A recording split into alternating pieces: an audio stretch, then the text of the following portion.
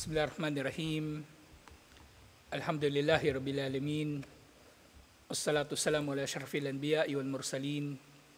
Nabiyina Muhammadin wa ala alihi wa sahbihi ajma'in. Assalamualaikum warahmatullahi wabarakatuh.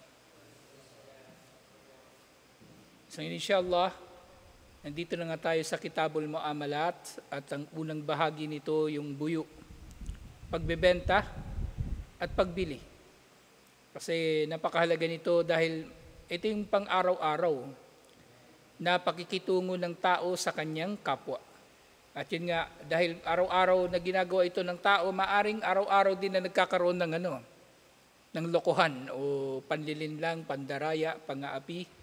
So dapat malinaw ito sa mga Muslim, inshallah. So dun pa nga lang sa di ba, yung natalakay natin, yung tatlong haligi ng pagbebenta. So merong tatlo na haligi. So unang haligi dito yung kung ano ba yung binibenta. Kung ano ba yung binibenta. Hindi, pangalawa pala yun.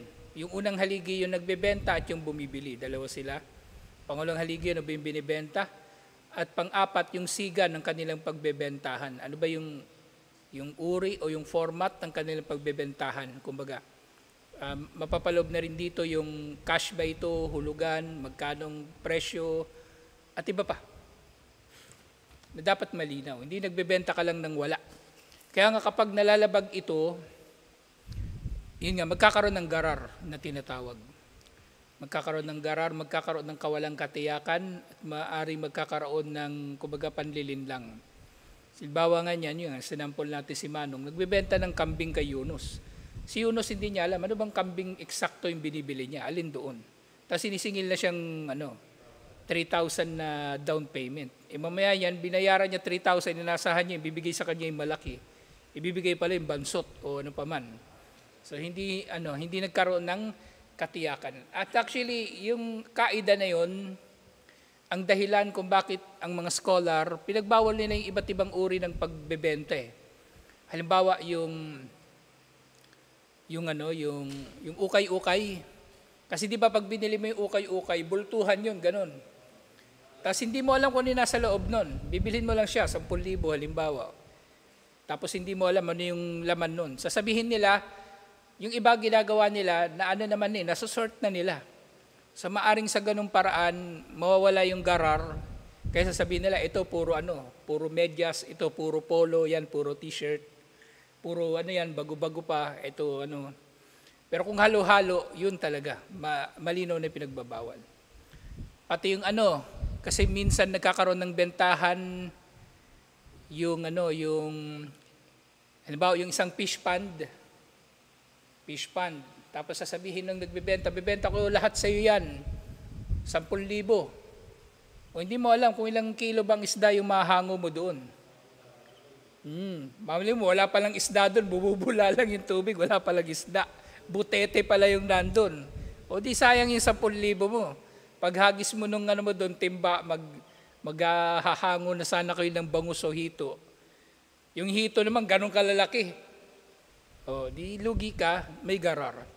Pati nga yung sabanala si Sheikh Al-Uthaymin, rahimahullah. Isa sa mga controversial niya na fatwa, yung sa eat all you can. Sabi niya dapat bawal ang eat all you can. Pati yun, nakita pa niya. Kaya makikita natin yung maalam. Yung maalam, nakikita nila yung hindi natin nakikita Napapansin nila yung hindi natin napapansin. Kaya dapat nakikinig talaga tayo sa maalam. Para sa atin, parang wala lang, di ba? Pero sabi niya, may problema. Kasi yung binabayaran mo, hanggang saan ba talaga yung dapat mong kakainin? Dapat tukoy, kumbaga. Kasi walang merong garar. I-apply natin uli yung yung tatlong kondisyon, di ba? Ikaw kakain ka, eat all you can, tapos merong restaurant, siya yung nagpapakain. As ano ba yung napagkasunduan ninyo? Na gaano karami yung kakainin mo? Di ba? So dapat malinaw yung bagay na yun. Pero yun nga, maaring kasi sa Saudi Arabia nananatili naman na merong buffet merong eat all you can pa rin. So posibleng meron ding pananaw ibang scholar, pero siya nandun siya sa pananaw na mag-iingat hanggat maaari para sigurado. Nandun siya sa mas sigurado, inshallah. Na yun nga yung pinakamainam sa ating relihiyon, yung nga sa hadith, di ba? Da'ma yaribuka ila ma la yaribuk. Iwan mo ang nakakapagduda, nakakapagbigay sa iyo ng pagdududa tungo sa nakakatiyak ka at hindi nagdudulot sa iyo ng pagdududa. Sa nga, ikalimang usapin, al-mas'alatul khamisa. Ito na, yung syurutul bay'. Yung mga kondisyon ng pagbebenta, insyaallah. Yushtaratu lisihatil bay'i asyurutul atiyah. Kondisyon para maging tama ang pagbebenta o pagbili, ang mga sumusunod. So yung mga sumusunod na ito yung mga kondisyon. So ilan ba yung nabanggit dito? Marami-rami pa lang yung nabanggit dito ng mga kondisyon. So merong 7 na kondisyon. Enumerate muna natin. Una, at-taradi bainal ba'i wal mushtari. So ito mga kondisyon na ito, actually may kinalaman din siya doon sa arkan na 3. Dapat nagkakasundo yung bumibili at yung nagbebenta. So may kinalaman doon sa pagiging akid nilang dalawa na merong nagbebenta at bumibili, na yung nagbebenta, kinalulugdan niya na ibenta yung gusto niyang ibenta. Hindi siya pinilit na magbenta. Kasi maaaring mangyari, di ba, pipilitin kang ibenta, yung ayaw mo naman ibenta, tapos babaratin ka pa. Yung kambing kanina, di ba? O binibili niyo, tapos ayaw niyang ibenta, hindi niyo siya pwedeng pilitin. Hindi siya pwedeng pilitin. At gayon din, yung bebentahan mo, hindi mo rin pwedeng pilitin na bumili. Hindi mo siya pwedeng pilitin bumili. Pangalawa, kaunul akidi jaizu tasarruf. So yung akid, dapat meron siyang, kumbaga, karapatan sa pagbili na yun. Pangatlo, anyakunal ba'iu malikan lil mabi'. Ito pala, mas malinaw na tinukoy dito. Yung nagbebenta, dapat pag-aari niya yung binibenta niya. Hindi siya pwedeng magbebenta nang hindi niya pag-aari. Ay nga, nagkaroon dyan ng mga paglabag, di ba? Halimbawa niyan, yung motor, hulugan pa. Tapos bebenta mo na yung motor. Tapos bebenta mo ng presyong cash. Tapos hinuhulog-hulugan mo pa naman. Yung motor, KLX, ganyan nangyari dyan eh. So, hindi pala yung KLX, yung Barako.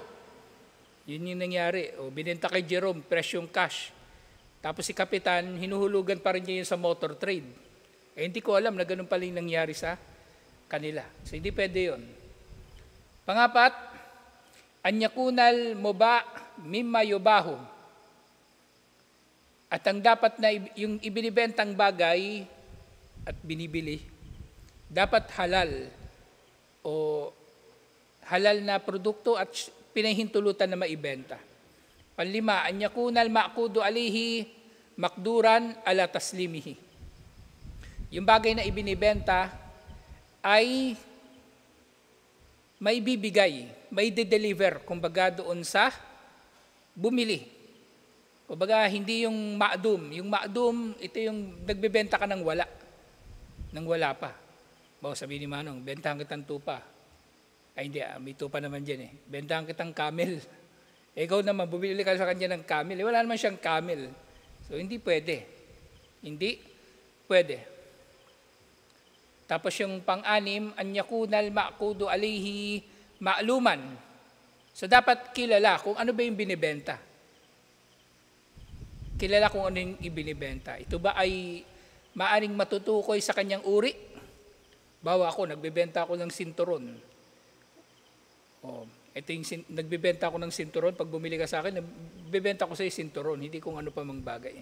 Ngayon, maaari din naman mangyari na tukoy talaga eksakto anong klaseng sinturon. No? Meron daw 3 sinturon, anong sinturon doon? Yung una, yung pangalawa, o yung pangatlo. So, maaari din mangyari yun. Pero syempre, maaari magkakaroon ng limitasyon sa mga ganung bagay kung pare-pareho naman yung mga produkto. Pero kung iba-iba, halimbawa sa kalagayan ng mga hayop, dapat tukoy. Aling kambing ba yung binibili mo? Aling tupa? Dapat tukoy. Alin doon? Saan yung hangganan niya?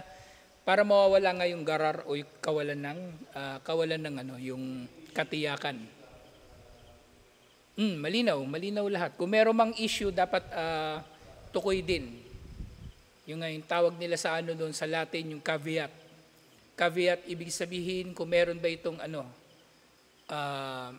yung mga bagay-bagay na posibleng makaka-apekto doon sa bumili. O sa iba pang legal terms, encumbrances.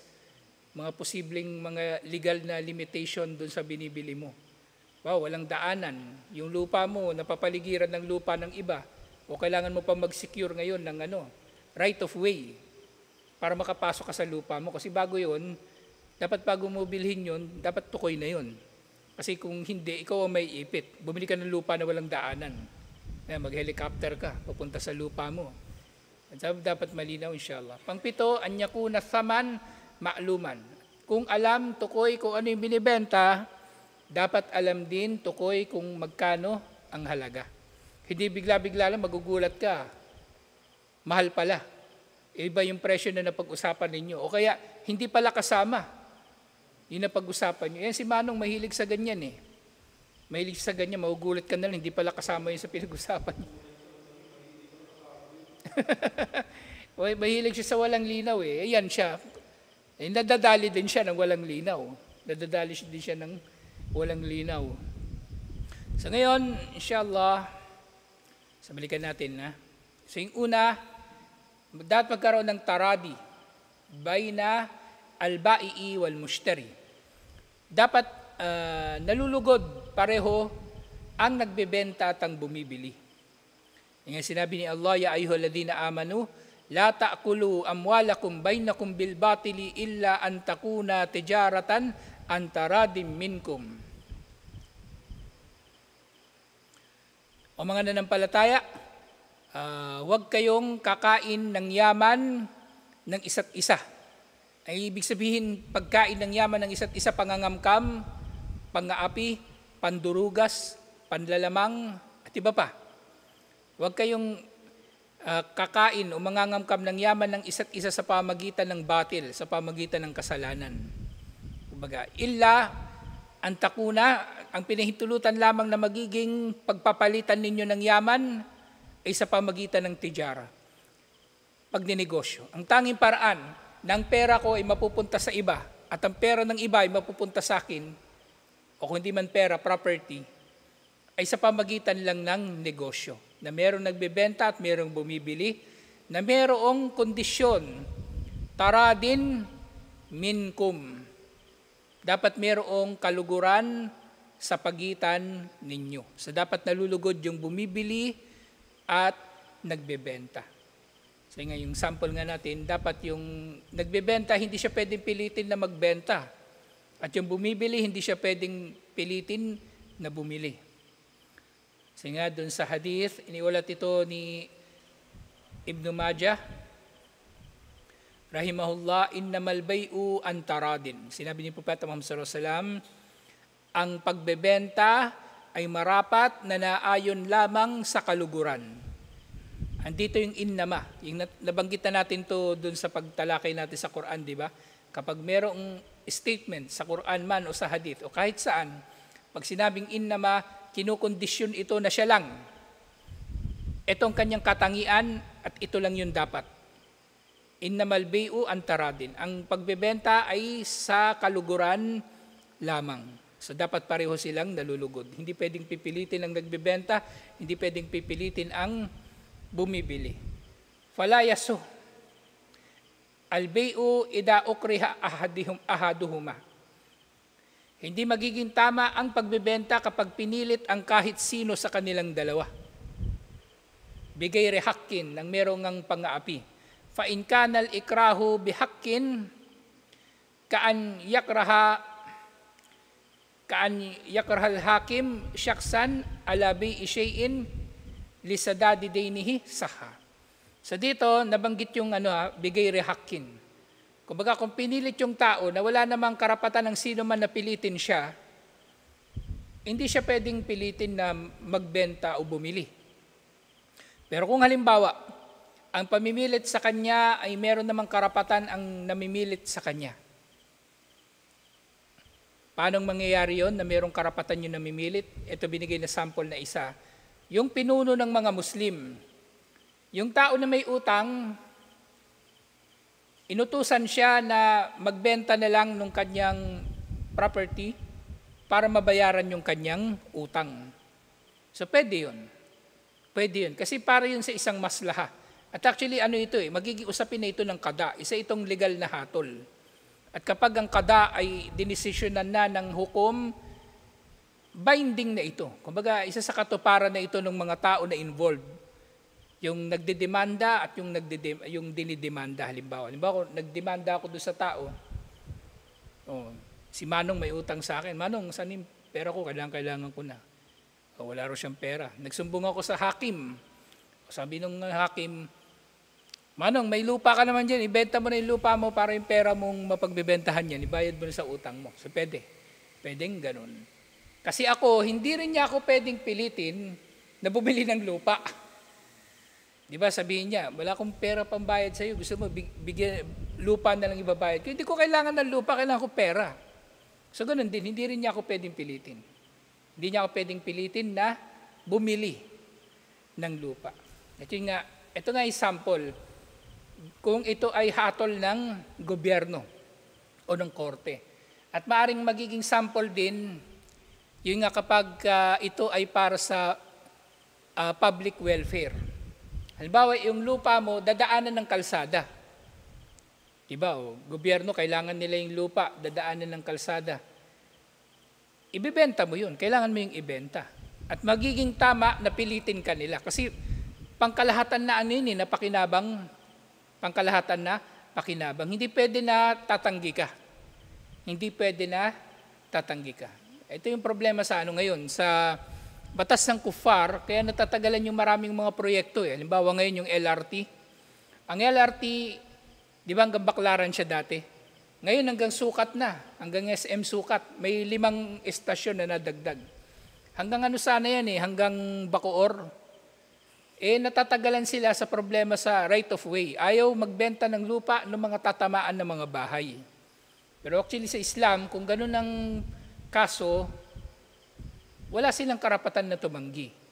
At merong karapatan ang gobyerno na mamilit sa kanila na magbenta ng lupa. Kasi para naman sa kapakanan ng lahat yun Actually, magagantimpalaan pa nga sila kung sila ay makikiisa sa gobyerno para sa pangkalahatan na kapakanan.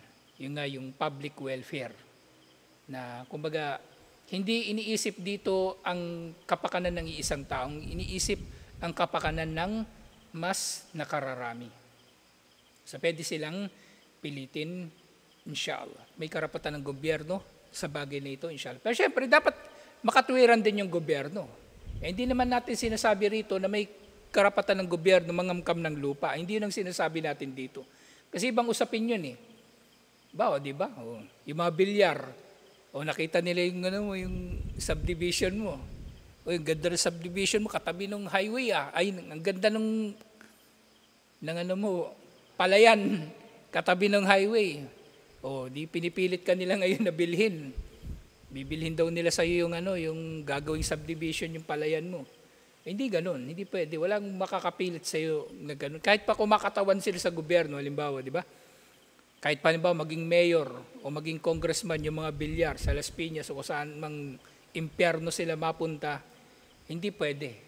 Ang tinutukoy lang natin dito yung pampubliko na kapakanan. Pangalawa, kaunul akidu jaisu tasarruf.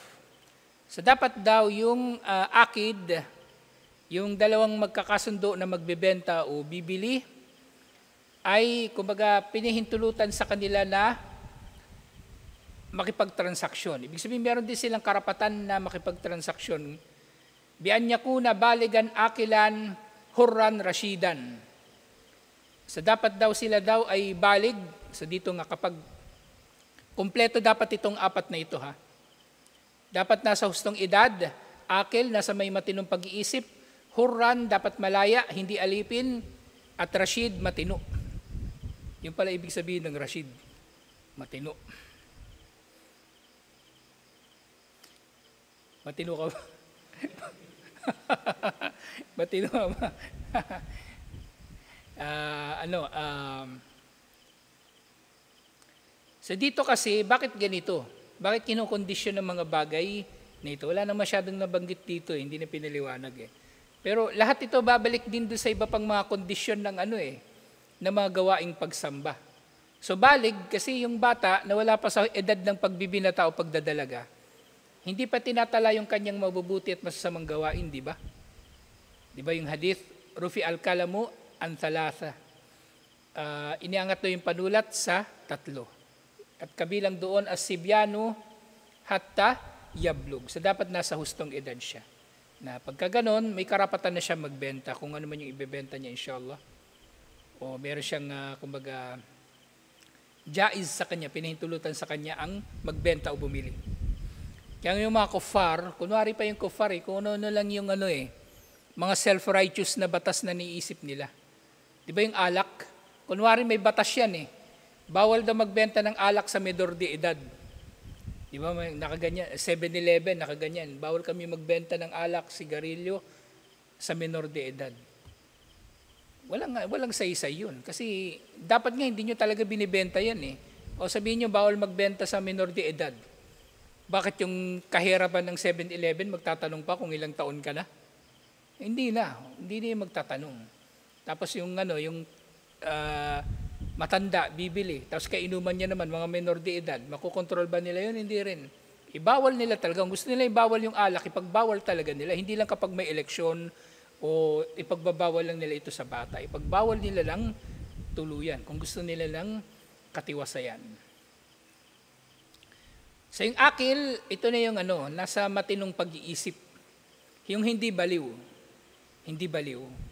Yung hur, kailangan hindi siya alipin kasi ang alipin wala naman siyang property. Wala siyang maibebenta na kahit na. Kasi wala naman siyang anumang gamit Ang anumang gamit ng alipin, itinuturing na gamit din o pag-aari ng kanyang amo. Yun. At yung Rashid, ibig sabihin matino, kumbaga, ang pinagkaiba ng Rashid doon sa akil, yung akil hindi baliw. At yung, kumbaga, Rashid na matino, so maaring may kinalaman ito dun sa kanyang kalagayan dun sa kanyang kaalaman sa transaksyon na ito. Na kumbaga,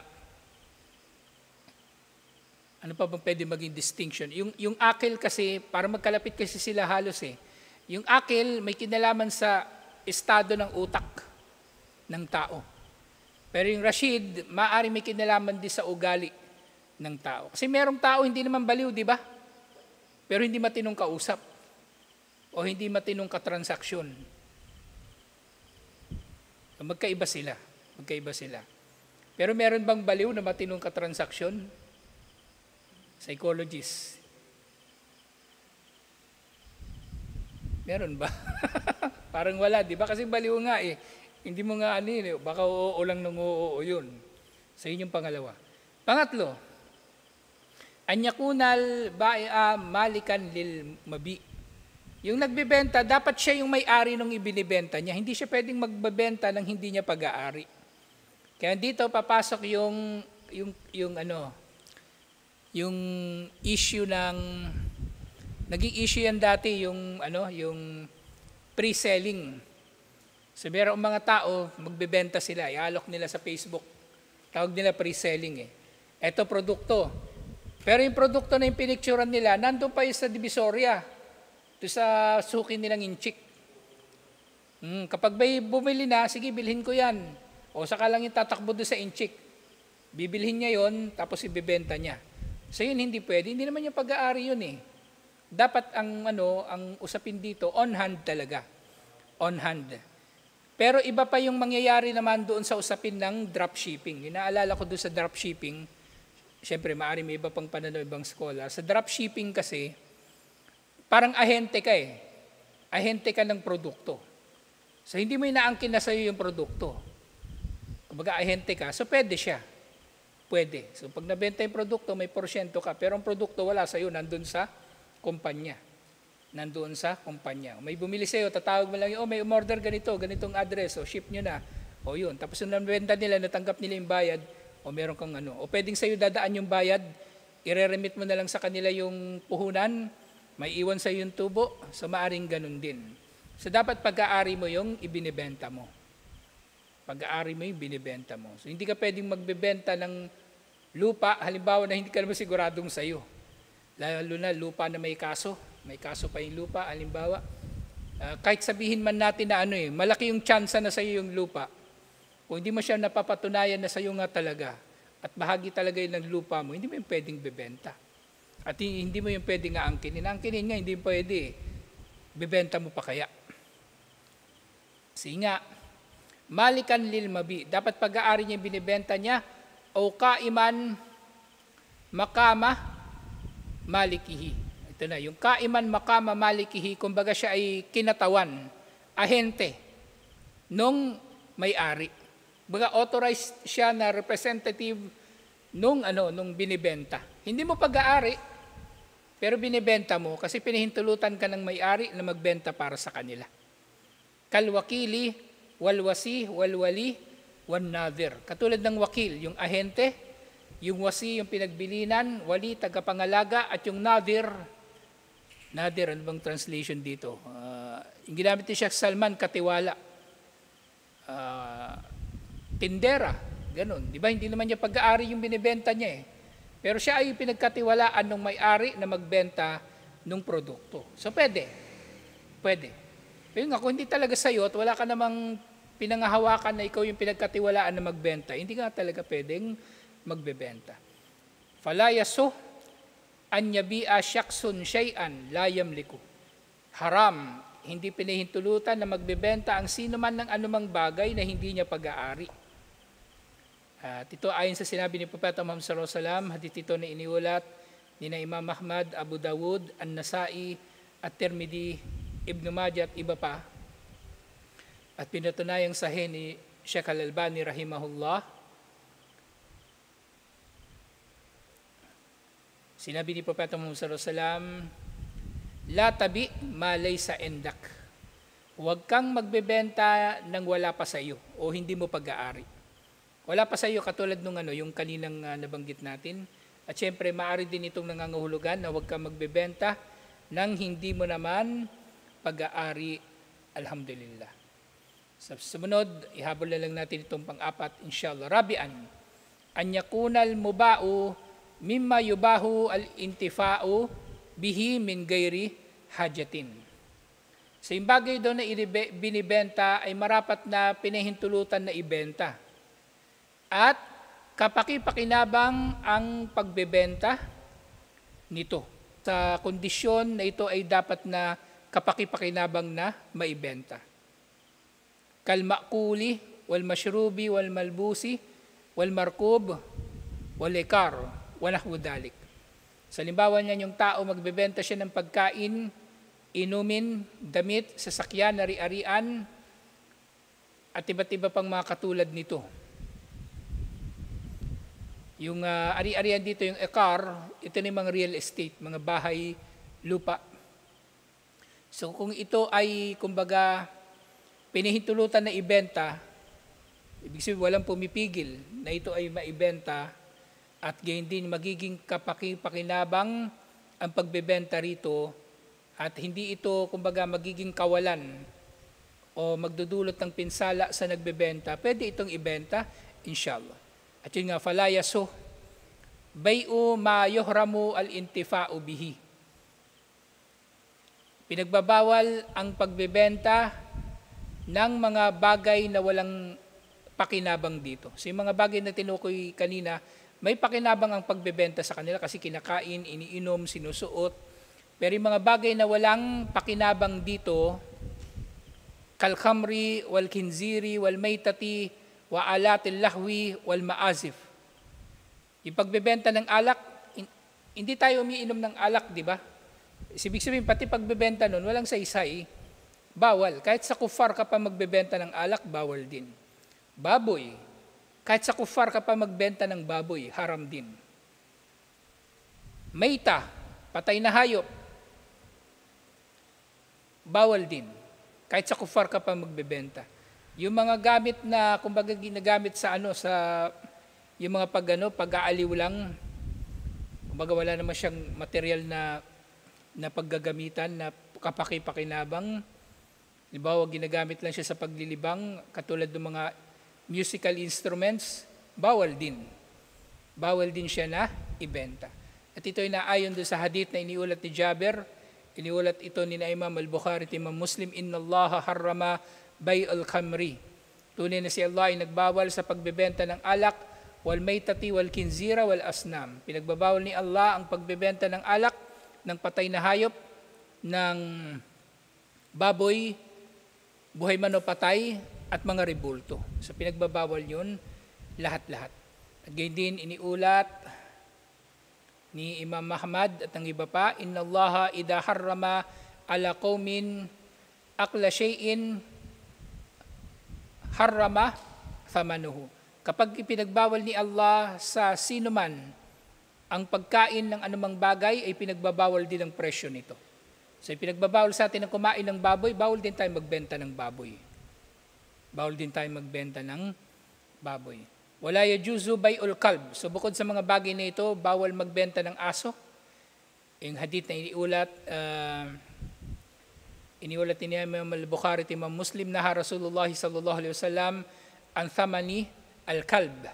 Pinagbawal ni Propeta Muhammad sallallahu alaihi wasallam ang presyo o ang halaga ng aso. Ibig sabihin, bawal tayong magbebenta ng aso. At iba pang bagay, pati pusa, at iba't iba pang mga bagay na walang saysay na maibenta at hindi rin naman pwedeng kainin sa pinagbabawal na maibenta. May oras pa pala, habol na natin itong iba inshallah. Khamisan, an yakuna al-ma'qudu alayhi makduran ala taslimihi. Yung nagbebenta, dapat meron siyang kakayanan na maiabot yung kanilang napagkasunduan na maibenta o mabili. Kumbaga on hand yung produkto at may kakayanan siya na dalhin yung produkto na yun dun sa bumili. Kung halimbawa malaki man yung produkto. Lianna gairal makduro alayhi kal ma'dum fala yaso bay'uhu. Dahil yung bagay na hindi niya naman kayang ibenta, katulad ng bagay na wala naman talaga sa kanya, ang pagbebenta na ito ay hindi tama. Idhuwa dakilun fi bay'il garar. Bagkos ang ganitong pagbebenta ay napapaloob doon sa garar. At yung garar nga ang kahulugan nito, bay'ul garar, makana lahu dahirun yagurul mushtari wa batinun majhul. Tinawag itong garar kasi ang layunin ng garar, lituhin o linlangin ang bumibili. Na sa likod ng pagbebenta na ito ay hindi alam nung bumibili kung ano ba talaga ang kanyang binibili. Hindi niya alam kung anong klase ba ito, kung gaano ito karami at iba't iba pang mga paglalarawan doon sa kanyang ibinebenta. Fa innal mushtariya qad yadfa'u ath-thamanu wa la yahsulu 'alal mabi. Na dahil dito maaari mangyari na yung bumibili, magbabayad siya ng pera pero hindi naman niya makukuha yung kanyang binili. O hindi niya makukuha ng buo o hindi niya makukuha ng kompleto o iba yung ibinibigay sa kanya, hindi yung binili niya o pagkasunduan nila. Garar yun, pare-pareho. Fala yajuzu bay as-samaki fil ma. Ito na, binanggit ko kanina. Hindi pinahintulutan na bibilhin mo yung isda na nandun pa sa tubig. Kasi hindi mo alam gaano ba yung karami. Sasabihin niya, benta ko yun sa iyo lahat, 10,000. Gaano ba karami, gaano ba kabigat yan? Sabi mo, puro hito yan. Mamaya, ganyan lang kalaki pala yan. Marami nga, pero maliliit. Wala annawa fi at-tamar. So, pinagbabawal din na ibenta yung mga datiles na ano pa, hindi pa siya yung umuusbong, hindi pa siya na, kumbaga, nagiging dates talaga. Wala tayro fil hawa, hindi ka pwede magbenta ng ibon na nasa langit. Sabi mo, gusto mo ba ng alagang ibon? Benta ko sa iyo yung lawin eh. Ang lakas mambudol ng pag makabenta yun. Believe na talaga pag nakabenta pa yun. Walang labano fid dara. At hindi ka pwede magbenta ng gatas na nasa dede pa ng baka o ng tupa o ng kambing. Walal hamlul ladhi fi batni ummihi. At kahit yung baby sa sinapupunan ng nanay na hayop, Hindi mo yung pwedeng ibenta. Sabi mo, bilhin ko sa iyo yung benta ko sa iyo yung inahin, benta ko sa iyo ng 8,000. Ba't 8,000? Buntis yan eh. Sino nagsabi sa kanya nakakatiyak siya na manganganak yun? O hindi yun makukunan? Hindi pwede. Hindi pwede. Okay, yung bibenta niya lang talaga yung anak. Benta ko sa iyo yung anak niyan, maganda lahi niyan, tatay niyan, si Tado. O tapos yung nanay niya, tinuwa mo, mataba. Bibenta ko sa iyo yung anak. Pag nanganak yan, sa'yo na. 1K. Ay, hindi pwede. Hindi pwede. Walal hayawanu asyarid.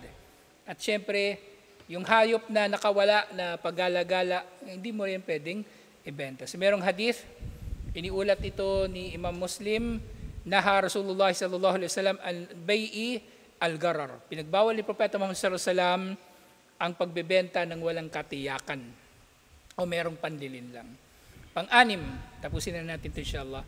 An yakuna al-ma'qudu alayhi ma'luman likulli minhuma bi ru'yatihi wa musyahadatihi and al-aqdi. So marapat sa pagbebenta na yung dalawang nagkakasundo, alam nila kung ano yung ibinibenta sa pamagitan ng pagkakakita dito o pagkakasaksi rito sa pagbebenta. So kung ano yung binibenta, yung sabi ko kanina, nagbebenta ako ng sinturon, ito yung tsura ng sinturon, ito yung buckle niya, ito yung materyales. Maring hindi ko na matutukoy. Yung sinturon, itong ABC, di ba? Kasi pare-pareho naman sila, di ba?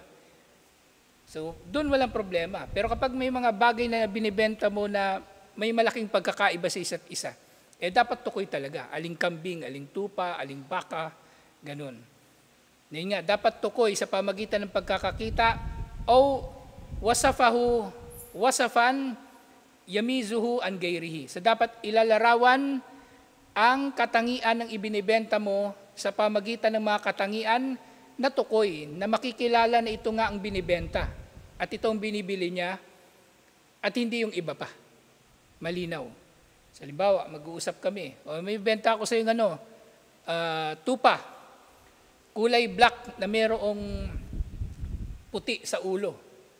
O di, maaring yon, tanggap na yon na malinaw kung ano yung binibenta ko. Pero pag sinabi ko sa iyo, bibenta kita ng tupa, 6K. Magbayad ka na ngayon ng 3K down payment. Yung tupa. Yung sinasabi ko, ibig sabihin, may garar. Wahuwa gaibun an majlisil akad. Ay, teka, may nalaktawan pala tayo. Liannal jahala garar. Yung jahala daw, yung kawalan ng kaalaman ng bumibili, kung ano ba yung binibili niya, garar din. Ibig sabihin, haram. Wal gararu manhiyun anhu. At ang garar ay pinagbabawal, haram. Wala yasu. An yashtariya shay'an lam yarah. Ipinagbabawal para sa bumibili na bumili ng anumang bagay na hindi pa niya nakikita. Ayan na. Bawal magbenta na hindi niya sinasabi ano binibenta niya. At yung bumibili naman, ito nga tawag dito, tawag sa law dito, due diligence. So minsan mayroong mga reklamo, di ba, magrereklamo yung bumili. Naloko ako eh. Pero tatanungin ka ngayon ng abogado kasi hindi ka pwede magkakaroon ng kaso, hindi ka pwede magdedemanda kung ikaw naman ay may kapabayaan din. Hindi ka gumawa ng due diligence. Hindi mo tiniyak kung legit ba talaga yung seller. Nagpadala ka lang basta-basta ng pera. Pagka ganun, may hirapan ka na kasi meron ka rin kapabayaan sa iyong panig. Meron ka ring kapabayaan. So dapat magkaroon ka rin ng due diligence. Ngayon nga, aw raahu wajahalahu. So hindi pwedeng magbebenta yung tao na nakita nga niya, pero hindi naman siya sigurado na yun yung nakita niya. Basta ang daming tupa, 10. O bebenta ko sa isa dyan. Sabi ni Manong, lin sa 10 yung bebenta niya. Mamaya bibigay pa lang sa yung bulag, yung pilay. Dapat malinaw. Wa huwa gaibun an majlisil akad. O maaring mangyari din na pinagbabawal yung wala doon sa lugar ng pinag-usapan ninyo. Sabi ni Manong, bebentahan kita ng tupa. Pero wala siya dito ngayon sa mga tupa na nandito, nasa baknotan pa. Hindi pwede. Dapat makita mo, inshallah. At pang-7, panghuli, inshallah. Si Manong lang nasa sample natin dito kasi siya naman yung malapit eh. Siya naman yung malapit. Anyakuna as-samanu ma'luman. So dapat alam, tukoy ang presyo. Bitahdidi sa'ras sil'ah al-mabi'a. Na tukoy ang halaga nito, yung halaga ng ibinibenta na produkto o paninda. Wa ma'rifatu qimatuha. So dapat tukoy ang kanyang presyo at batid nga yung halaga nito. Alam nila pareho. Dahil nagbebenta ako, tinukoy ko yung presyo nito. Yung sinturon ko, 1,000. O yung bumibili, alam niya, yung sinturon niya na binibili niya, 1,000. At kasama ni mga kondisyon na napapaloob doon. 1,000. Kahit gaano kahaba yung sinturon, papagawa mo 1,000. Tapos free shipping. Nag-free shipping na ako ngayon para mas madali makabenta Anyway, mura lang naman pala yung shipping. Kung yung small lang na parcel ng JNT, 100 lang pala, pa-Mindanao. O pre-shipping ko na. Konti lang naman diferensya 75 sa Maynila, sa Luzon, 100 sa Mindanao. Konti lang diferensya, pre-shipping ko na lahat. O yun, di malinaw yung transaction namin. Alhamdulillah. Hindi tukoy. Yung sinturon, ito ba talaga ABCD? Kasi pare-pareho lang naman sila ng itsura pare-pareho ng buckle, pare-parehong kulay. At least mahalaga, alam nila sinturon yung binibili nila. Pero sa mga bagay na magkakaiba, may pagkakaiba, yung tupa letter A, tupa letter B, tupa letter C. So dapat tukoy. Ano ba binibili mo? Yung A, B, or C? At magkano ang presyo nila isa-isa? Alhamdulillah. Sa tutuloy natin ito, insyaAllah. Assalamualaikum warahmatullahi wabarakatuh.